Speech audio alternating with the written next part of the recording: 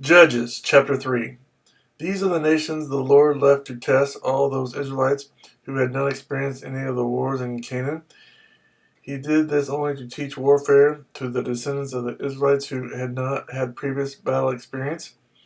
The 5 rulers of the Philistines, all the Canaanites, the Sidonians, and the Hivites living in the Lebanon mountains, from Mount Baal Hermon to Lebo Hamath.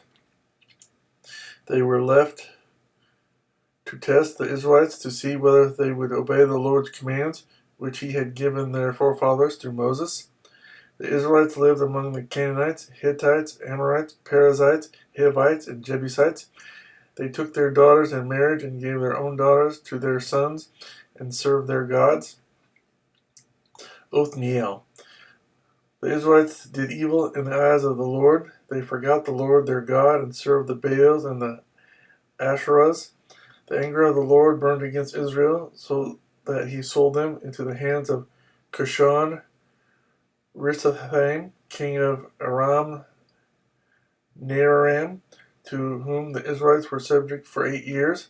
But when they cried out to the Lord, he raised up for them a deliverer, Othniel, son of Kenaz, Caleb's younger brother, who saved them.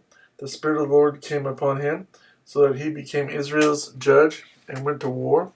The Lord gave Cushan Rishathaim, king of Aram, into the hands of Othniel, who overpowered him. So the land had peace for 40 years until Othniel, son of Kenaz, died. Ehud. Once again the Israelites did evil in the eyes of the Lord, and because they did this evil, the Lord gave Eglon, king of Moab, power over Israel, getting the Amorites and Amalekites to join him. Eglon came and attacked Israel, and they took possession of the city of palms. The Israelites were subject to Eglon, king of Moab, for 18 years. Again the Israelites cried out to the Lord, and he gave them a deliverer, Ehud, a left-handed man, the son of Gera the Benjamite. The Israelites sent him with tribute to Eglon, king of Moab. Now Ehud had made a double-edged sword about 1.5 feet long, which he strapped to his right thigh under his clothing. He presented the tribute to Eglon, king of Moab, who was a very fat man. After Ehud had presented the tribute, he sent on their way the men who had carried it.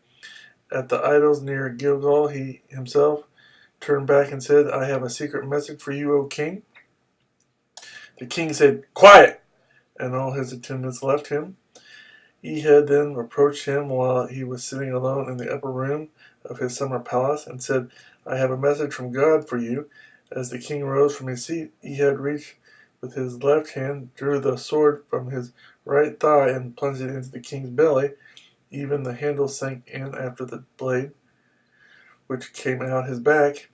Ehud did not pull the sword out, and the fat closed in over it. Then Ehud went out to the porch. He shut the doors of the upper room behind him and locked them. After he had gone, the servants came and found the doors of the upper room locked. They said he must be relieving himself in the inner room of the house. They waited to the point of embarrassment, but when he did not open the doors of the room, they took a key and unlocked them. There they saw their lord fallen to the floor dead. While they waited, Ehud got away. He passed by the idols and escaped to Seirah. When he arrived there, he blew a trumpet in the hill country of Ephraim, and the Israelites went down with him from the hills, with him leading them. "Follow me," he ordered, "for the Lord has given Moab, your enemy, into your hands." So they followed him down, and taking possession of the fords of the Jordan that led to Moab, they allowed no one to cross over. At that time they struck down about 10,000 Moabites, all vigorous and strong. Not a man escaped. That day Moab was made subject to Israel, and the land had peace for 80 years. Shamgar. After Ehud came Shamgar, son of Anath, who struck down 600 Philistines with an ox goad. He too saved Israel.